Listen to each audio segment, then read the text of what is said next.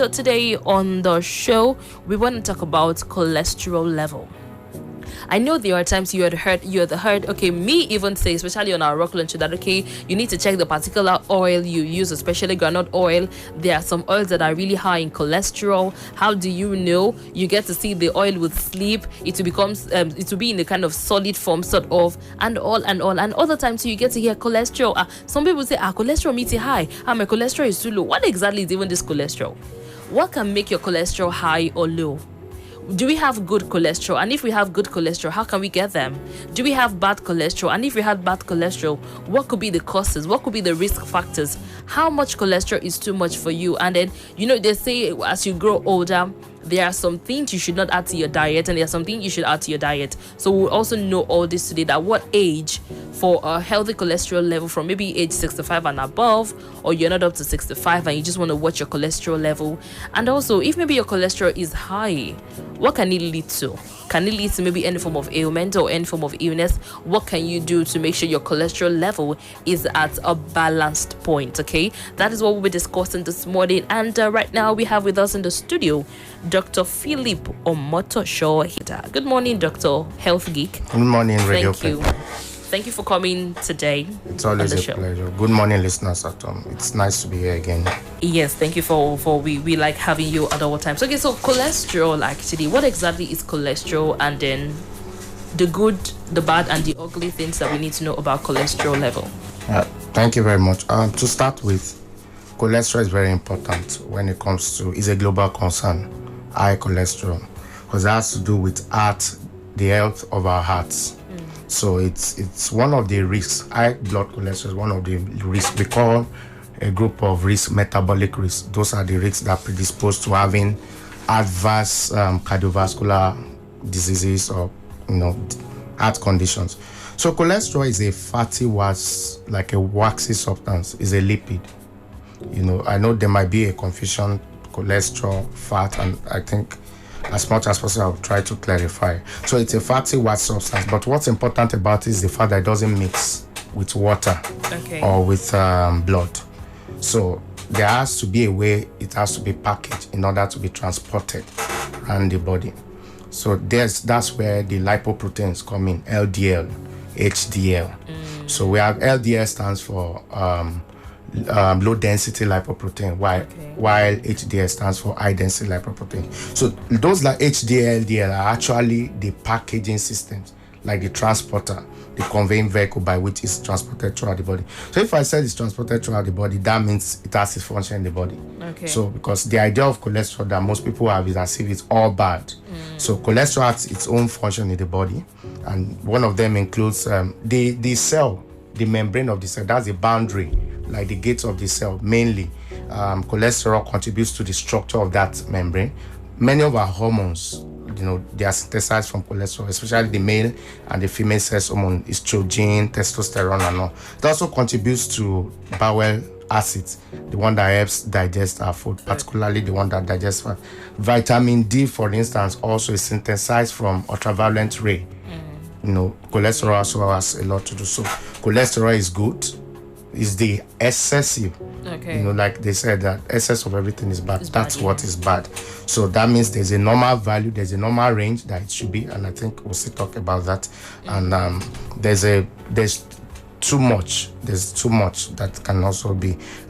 Most of the cholesterol we get, they are synthesized by the liver. So only about 80% of the cholesterol in the body are synthesized by the liver. So just about 20% is gotten from diet. And so if we are talking about trying to adjust the level of cholesterol, then we should actually, in the real sense of it, recent studies have shown that dietary sources of cholesterol contribute little to what the total blood cholesterol is. But as much as we know it contributes little, it's also something to be concerned about, particularly for people who have conditions like hypertension, diabetes, and the like. So we can do a lot of make a lot of effort trying to also watch our diet, and I think we'll still talk about the diet that we need to watch, the diet that have high sources of cholesterol and the likes. But broadly, there are about two types of cholesterol. Like I said, the HDL and the LDL, and that's based on their transporter. So it's not HDL really. We just, for short, that's why we say HDL, LDL. It's actually HDL cholesterol Okay. and LDL cholesterol. Like I said, the culprit is not the LDL. So the good and the bad. The good is the LDL, the low density. I mean, the good is the HDL. The bad is the LDL. So what makes it bad? Let me just quickly explain that. So like I said, it's not the lipoprotein, the transporter is the problem.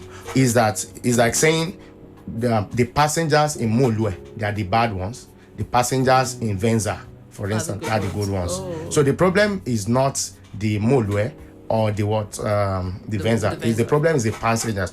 So the cholesterol that are packaged by the low density lipoprotein, LDL, they're the bad ones. Why? Because LDL takes cholesterol from the liver to the bloodstream.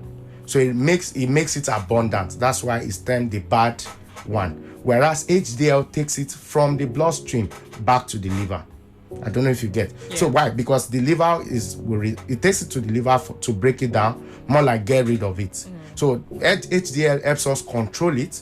It helps reduce the amount of cholesterol, whereas LDL makes it more abundant. So the problem there's a familiar type of excessive production of cholesterol, which I'm sure you might be interested in, the genetic aspect. Some people inherit the genetic tendency to have more cholesterol. The problem in them is that they have more LDL, so there's a tendency to have more. So take LDL as the guy that makes it more available, and HDL as the one that tries to control it. So what's the implication of making it more available? Why do we need to? What's the problem with having cholesterol in excess? Now, because when it's more in excess, over time, it accumulates within the inside lining of blood vessels, the arteries. See the arteries as pipes, like the municipal water system, those pipes that network. So that's like the arteries that supply blood to vital organs. So what cholesterol does over time is it accumulates slowly and begins to form plaques within the lumen, within that space where blood is supposed to be flowing through. So the implication of that is that there's reduced efficiency of the ability of those pipes to convey blood to the heart and other organs they supply. So a time might come that there'll be low blood supply. Especially the problem happens when there's a higher demand. So they won't be able to supply enough. That's the reason for heart attack, cardiac arrest, and angina, all of those things we've talked about. That's the reason. So for the heart attack, that means the specific blood vessel, coronary arteries that supply the heart, they are narrowed to a point. So a time comes when there's increased activity, demand in oxygen and blood supply, and at that instance, they are not able to function properly. They can't meet up, and then the heart gives up. So that's what we call cardiac arrest and the likes. So that's a problem. It's not just the heart; it happens with the brain.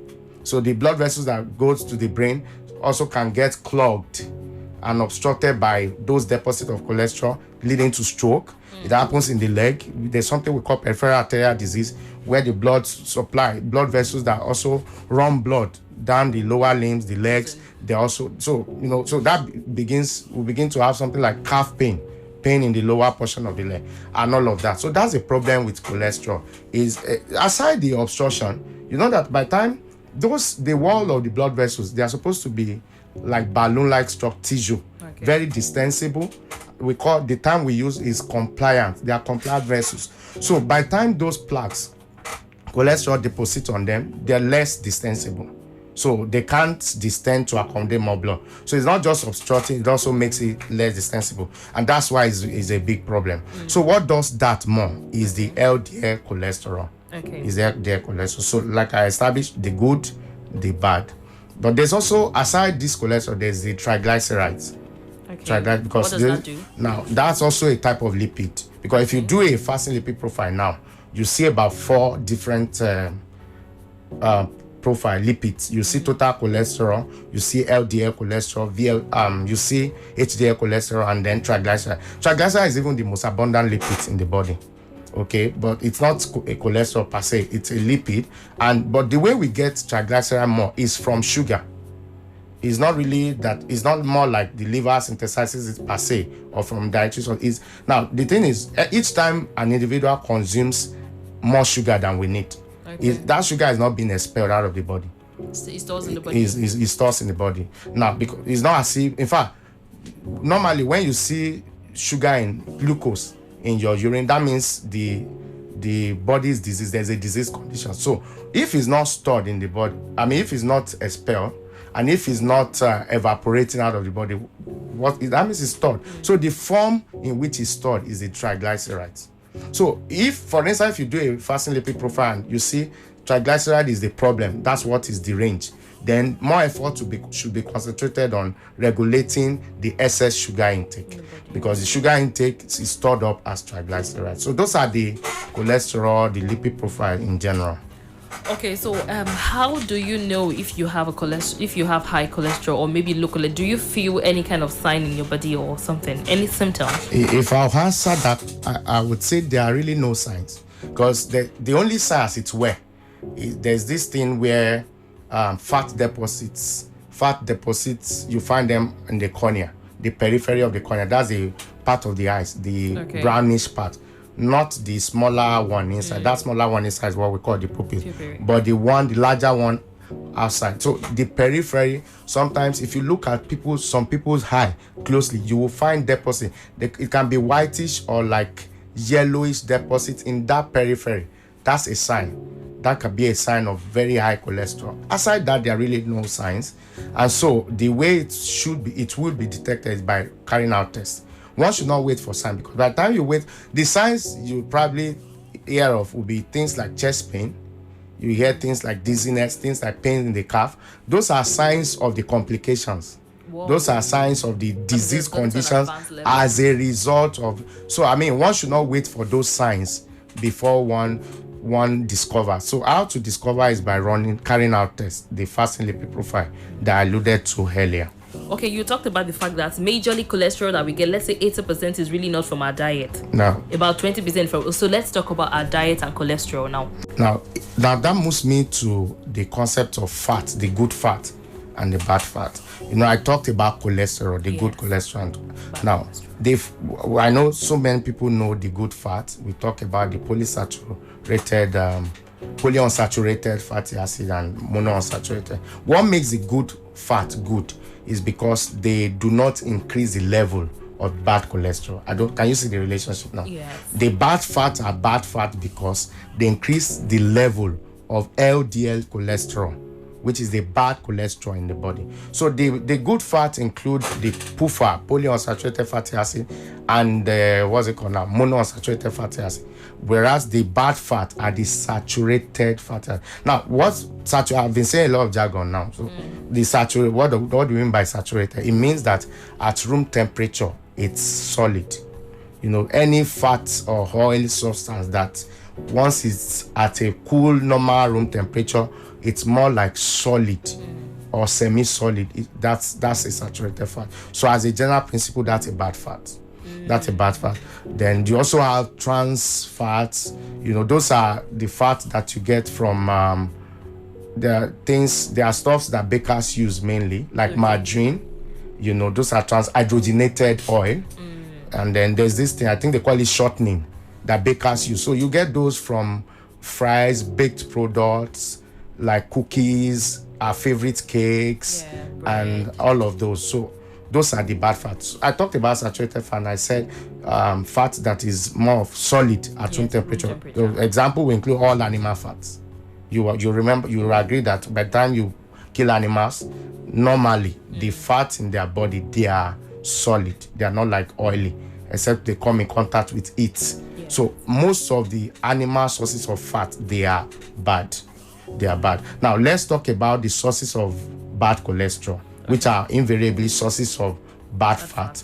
Now, they will include processed meats, like the hot dog, the sausage, bacon, and the likes. Then red meat generally. Red meat is what we get from beef, we get from ram, we get from bush meat, and the like. So the best meat is the white meat, which is gotten from birds, chicken, turkey. Now, but there's also a clause. Most of the skin of those birds also have high cholesterol. So what then do we eat? That's to say, if we want to eat white meat, we skin it. So skin. But the skin tastes way better than. Unfortunately, so because I think generally in life, the things that kill, I think there's a Yoruba proverb, my mom, something like, what we kill the sick person is what the sick person is always wishing to eat. There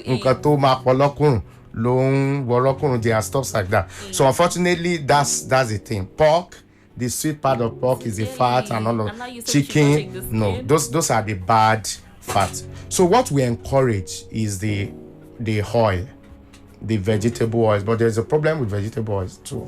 Many of them are adulterated. They are not. We have a whole lot of unbranded oils out there too. Yeah, so many of them are processed. So the less processed vegetable oils are the recommended, like the coconut oil, olive oil, avocado oil, soya bean oil, granite but oil. these ones are expensive, like extremely. So how do we then balance the whole situation? Well, that's the reality we have on ground. The good things, the very good ones, are expensive. That's just the truth. I can relate with that. So the ones you get cheaply, the aburo and all that, they are the cheap. They are the less healthy ones, and I think that's how life plays out too generally. So but I think the way around it is to do less of oil, less of meat. Like I was thinking about it, that some people, when they fry egg, it's as if the egg is swimming in oil. No, it doesn't have to be so we can adopt techniques that do less of oil, that use less of oil, like for our fries or anything, the things we eat, like baking, like poaching, like what else we have? Boiling. So we can have meat boil and not necessarily have to fry them. We can have boiled egg and the likes. Okay, can we substitute groundnut oil for maybe palm oil? Is palm oil healthier? Now that's what we have been made to believe, but unfortunately it's not it's not like healthier. Because palm oil, I talked about saturated fat as being bad. Palm oil has about, the composition of fat in palm oil for the saturated is about 49%. Would you say that's absolutely free? So although it's a mixture, it's a mix of the good fat and the bad one, which is the saturated one. So, but it's not as if palm oil is so free also of this bad fat to us. But that's why you would see that even at room temperature, palm oil settles and it solidifies. So, but I've not come to confuse us. Let me just say this. The long and short of all of this is, it's good to adopt to stay away, substitute the sources of cholesterol, saturated fat and bad cholesterol, and adopt the ones that have less, the polyunsaturated one. I've not even talked about the examples of those ones. Those are the oils we have mentioned, the avocado oil. Then fish. Most of the fish we have in this environment, they have good fat. The good fat mainly contains omega-3 fatty acid and omega-6 fatty acid. Those are the main components of the good fat. So you get those from fish. Manla, the eggs that we talk about, mackerel, that's our Titus, salmon fish, and even catfish. I was reading up on catfish and seeing a lot of good things about it. Yes, in fact, catfish has low cholesterol, contrary to what people, because of the oil thing. It has low cholesterol, and the fat that it has is actually the good one, the polyunsaturated fatty acid. Then in addition, it has other ingredients like vitamin A, vitamins and minerals that can also help the body. So I think by and large, everything should be done in moderation. Even as much as we discourage the bad fat and we say we encourage the good sources of oil and fat, but even that in itself should be done consumed in moderation, because fat is fat.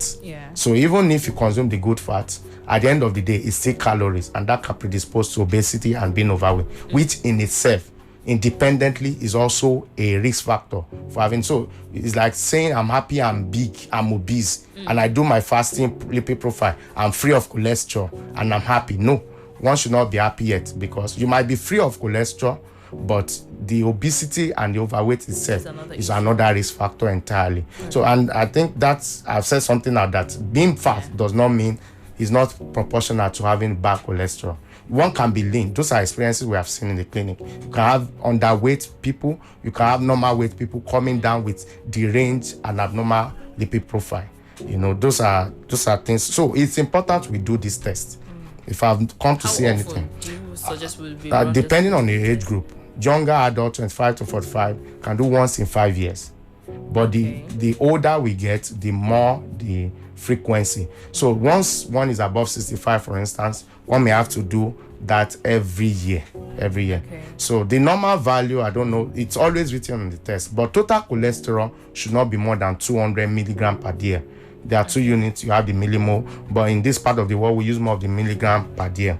Then the triglyceride that I talked about, the product of sugar, excess sugar, should not be more than 150. Then our LDL, the bad guy too, we don't want that to be more than 100.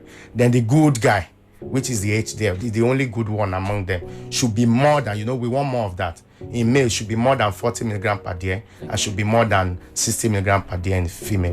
Those are the normal values. All right, quickly. So let's talk about. I discovered that some people would actually take bread and boiled egg instead of bread and fried egg.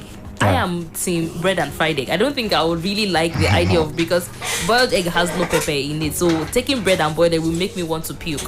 So what do you think? Which is healthier? That's the healthier. I talked about ways to control the cholesterol. The boiled egg is healthier. So what if I use little quantity of oil? Well, that's a way. If you can't do without oil, that's what I'm preaching now.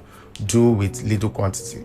I talked about people boiling, frying acid with a lot of the soup. But all right, one question. I know we have different brands of oil in the market, but for the color, the appearance, which do you think is ideal? Because we have some oils that would be deeper, like maybe deeper yellow. We have some that will look like water.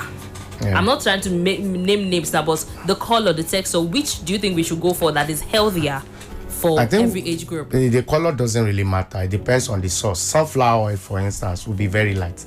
Okay. It will almost look like water, transparent. But groundnut oil, peanut oil, which is also a good source, would be thick, dark, almost dark brown. So it's not really about the color, but the source. So I think, and then the brands. If you buy branded in the right places, right supermarket, not the Aburov, you can trust that brand better and be sure you are buying quality and not an adulterated one. All right, quickly, because of our time, can we have your final chat, please? I didn't even know time is really fast. Yeah, it's a very broad topic, but I didn't mention exercise. Exercise also helps control bad cholesterol, the aerobic exercise. So it goes beyond just avoiding food-rich in cholesterol. It's also good to do exercise, avoid alcohol intake. Alcohol intake increases the amount of triglycerides in the body. So by and large, we should stay healthy, be intentional about our choices of meal, and stay safe. All right. Time is not on our side. There's still more to say, but I know we have to go right now. Sincerely, thank you so much, Dr. Philip Omotosho. We appreciate your time this morning. Right. Kindly like and share this video. And you help me reach out to more people. Kindly subscribe to my YouTube channel if you are yet to do so. Follow me on all social media platforms at Dr. Health Geek. Till I see you again in my next video, remember, your health comes first.